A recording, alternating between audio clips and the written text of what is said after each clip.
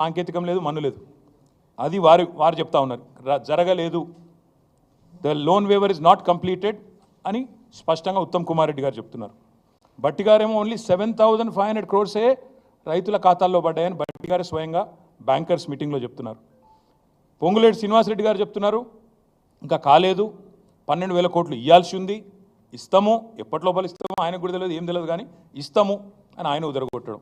అసలు ఈ ప్రభుత్వం నడిపే వాళ్ళకి రుణమాఫీ విషయంలో స్పష్టత ఉందా లేదా, ఇచ్చింది ఒప్పుకుంది ఎంత అనే విషయం అసలు వీళ్ళకి తెలుసా తెలియదా?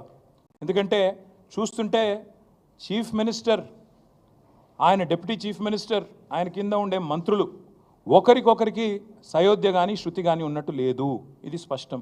మొత్తంగా వీళ్ళందరి డొల్ల మాటలు వింటే అర్థమైంది ఏంటంటే రుణమాఫీ సగం కాదు పావులా కూడా కాలేదు, కానీ మోసం మాత్రం పూర్తిగా జరిగింది, రైతులకు వంచన మాత్రం 100% జరిగింది.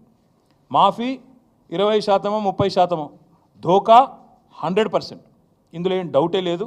ఇవాళ మళ్ళొక్కసారి వీళ్ళ దివాలాకోరు మాటలతో తేలిపోయింది. పెద్ద పెద్ద ఓటింగ్లు పెట్టారు ఊరంతా, రైతు స్వరాజ్యం అంటూ ఫ్రంట్ పేజీలో యాడ్స్, పెద్ద పెద్ద హోర్డింగులు.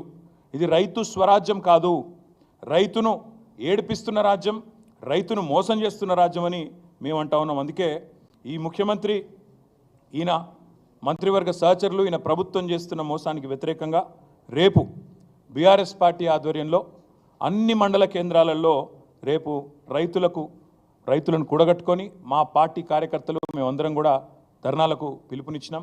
నేను ముందుగా ఈ ధర్నాకి పోయే ముందు మా నాయకులకు నేను విజ్ఞప్తి చేస్తా ఉన్నాను, మీరు నిరసనలకు శ్రీకారం చుట్టే ముందు నిన్న ముఖ్యమంత్రి మాట్లాడిన చిల్లర మాటలు, ఆయన అవాకులు చెవాకులు కారు కూతలు ఏదైతే దిగజారిన బజారు భాష వాడిండో తెలంగాణ తల్లిని ఉద్దేశించి, తెలంగాణ తల్లి విగ్రహం పెట్టాలని మనం అడిగితే ఆయన ఏదైతే ఒక బజారు భాష వాడినాడో దానికి నిరసనగా రేపు ఎక్కడికక్కడ మీరు ధర్నాకి ఉపక్రమించే ముందు తెలంగాణ తల్లి విగ్రహం ఉంటే ఆ విగ్రహానికి పాలాభిషేకం చేయండి, నిరసనలో కూర్చోండి.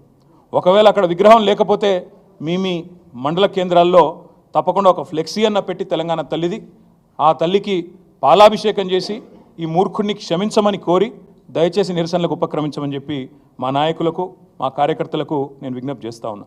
మా డిమాండ్ ఒకటే, ఈ డ్రామాలు నడవవు.